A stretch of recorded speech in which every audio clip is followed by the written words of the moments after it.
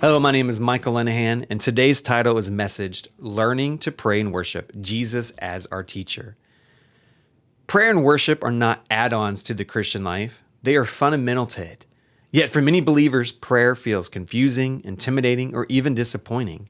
We know we should pray, but we struggle with how to pray and what prayer is actually meant to do in us. In Luke 11:1, the disciples come to Jesus with a profound request. Lord, teach us to pray. They had watched him withdraw to lonely places, heard the authority in his teaching, and witnessed the intimacy he had with the Father. They recognized that prayer was not just something Jesus did, it was central to who he was. Roberta C. Bondi, in her interview titled Learning to Pray, reminds us that prayer is not primarily about techniques or formulas, but about relationship, learning to desire God, trust God, and rest in God's presence. She notes that many people struggle with prayer not because they lack discipline, but because they carry distorted images of God that make prayer feel like obligation rather than invitation. With that foundation, we'll look at three movements of prayer and worship as Jesus taught and modeled them. And that brings us to our first point. Prayer begins with relationship.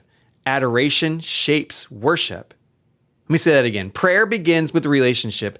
Adoration shapes worship. When Jesus responds to the disciples' request to learn how to pray, he begins not with request, but with identity and relationship. Our Father in heaven, hallowed be your name. Matthew 6:9. The opening line teaches us several things. Prayer is relational, our Father. Prayer is communal, our. And prayer is worshipful, hallowed be your name. Jesus consistently modeled prayer that began with adoration. Even in moments of crisis or grief, Jesus acknowledged the Father's goodness and authority. Worship was not a warm-up to prayer, it was the foundation of prayer. Bondi emphasizes that many obstacles to prayer come from fear-based images of God, seeing God as distant, demanding, or perpetually disappointed. When prayer is rooted in fear or duty, worship dries up. But when prayer begins with adoration, we are reminded of who God truly is. Adoration reorients us. It moves prayer away from anxiety and towards trust. Once prayer begins with relationship and adoration, the question naturally follows. If God is truly our Father, what does He invite us to bring to Him? And this leads us from worship into petition and intercession. And that brings me to my next point. Prayer includes petition and intercession, bringing our needs and the world's needs to God. Let me see that again. Our next point, point number 2, prayer includes petition and intercession, bringing our needs and the world's needs to God. After adoration, Jesus teaches his disciples to pray boldly and honestly. In Matthew 6:11 through 13, we see, give us this day our daily bread. Forgive us. Lead us not into temptation. This shows us that prayer includes petition, bringing our personal needs to God.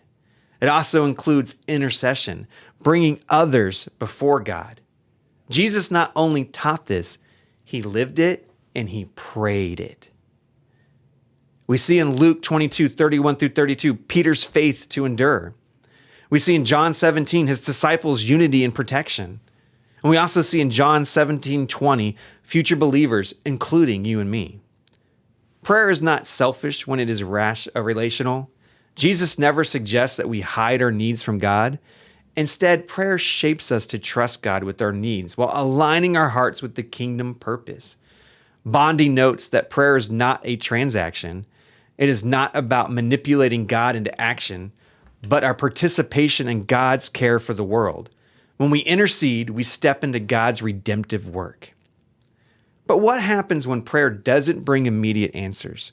What do we do when prayer feels silent, difficult, or even like a struggle?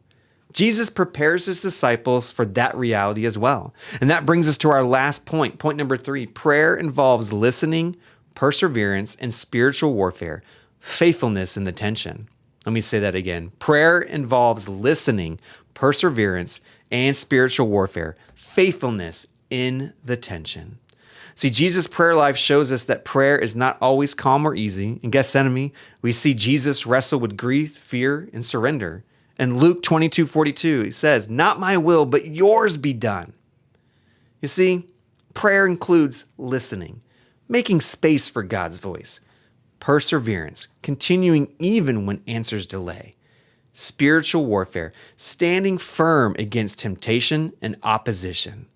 Paul reinforces this in Ephesians 6:18, calling believers to pray continually as part of the spiritual resistance.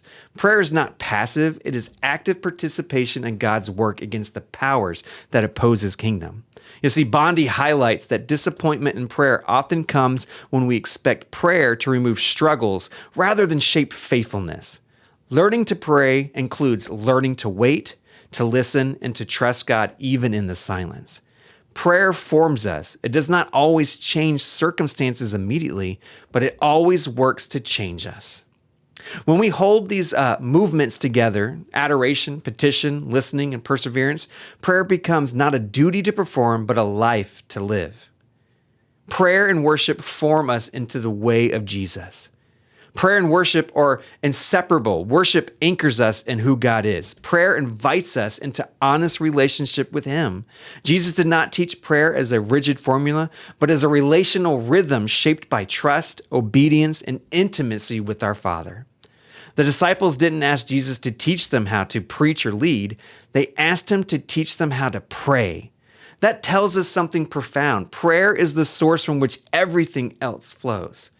As Roberta C. Bondi reminds us, learning to pray is really learning to live in God's presence, not driven by fear or obligation, but drawn by love. May we be people who worship deeply, pray honestly, listen patiently, and trust God faithfully, learning to pray the way Jesus taught us to.